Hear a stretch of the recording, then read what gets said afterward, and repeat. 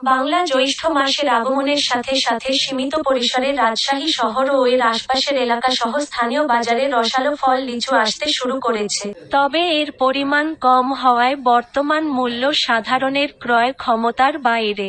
গ্রীষ্মের মৌসুমে এই অঞ্চলে প্রাকৃতিকভাবে আম ও কাঁঠালের মতো অন্যান্য রসালো ফল প্রচুর পরিমাণে আনা শুরু হয়েছে, যা স্থানীয় অর্থনীতিতে আগের বছরের মতো গতিশীলতা আনবে।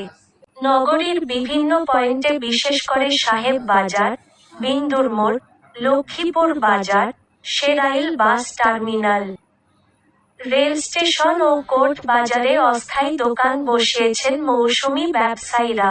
মৌসুমের আগমনে প্রতি 100 লিচু ফল মান ও আকারভেদে বিক্রি হচ্ছে 300 থেকে 450 টাকায়। বিক্রেতারা জানান, সরবরাহ কম হওয়ায় দাম বেশি হলেও আগামী 2-1 দিনের মধ্যে সরবরাহ বাড়ানো হলে তা কিছুটা কমবে।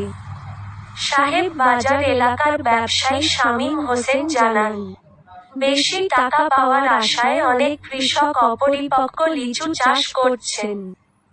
কাপাসিয়া গ্রামের আব্দুর রাজ্জাক জানান, এ বছর তার 1 বিঘা জমির 30টি লিচু গাছে ফুল ফুটেছে এবং ডালে প্রচুর পরিমাণে গুটি, কচি লিচু ফুটেছে। ব্যক্তিগত অভিজ্ঞতার কথা জানিয়ে তিনি বলেন, একটি 5 বছর বয়সী গাছ থেকে প্রায় 100 থেকে 150 কেজি লিচু পাওয়া যায়, যা সংখ্যায় 2000 থেকে 6000 পিস ফলের সমান।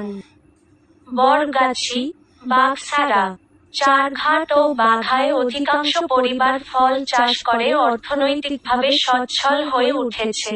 22 মে 2024 বুধবার রাজশাহীর বাজারে আসতে শুরু করেছে লিচু কৃষি বাসস। 21 মে 2024, দুপুর 2:30টে সর্বশেষ সংশোধিত 21 মে 2024, দুপুর 2:36।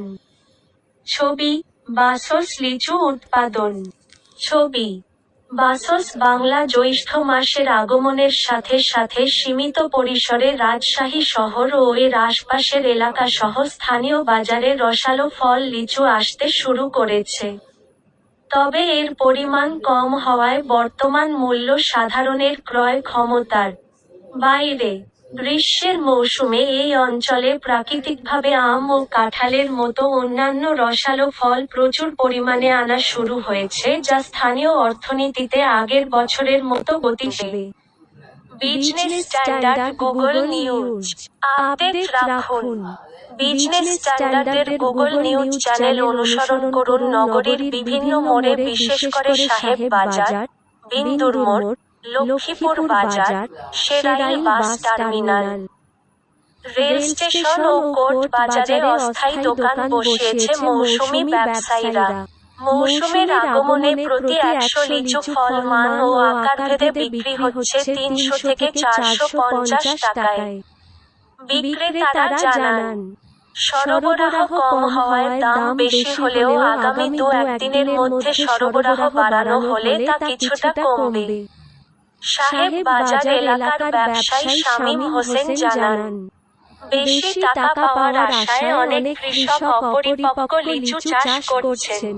কাপাসিয়া গ্রামের আব্দুর রাজ্জাক জানান, এ বছর তার 1 বিঘা জমির 30টি লিচু গাছে ফুল ফুটেছে এবং ডালে প্রচুর পরিমাণে গুটি, কচি লিচু ফুটেছে। ব্যক্তিগত অভিজ্ঞতার কথা জানিয়ে তিনি বলেন, একটি 5 বছর বয়সী গাছ থেকে প্রায় 100 থেকে 150 কেজি লিচু পাওয়া যায়, যা সংখ্যায় 2000 থেকে 6000 পিস ফলের সমান।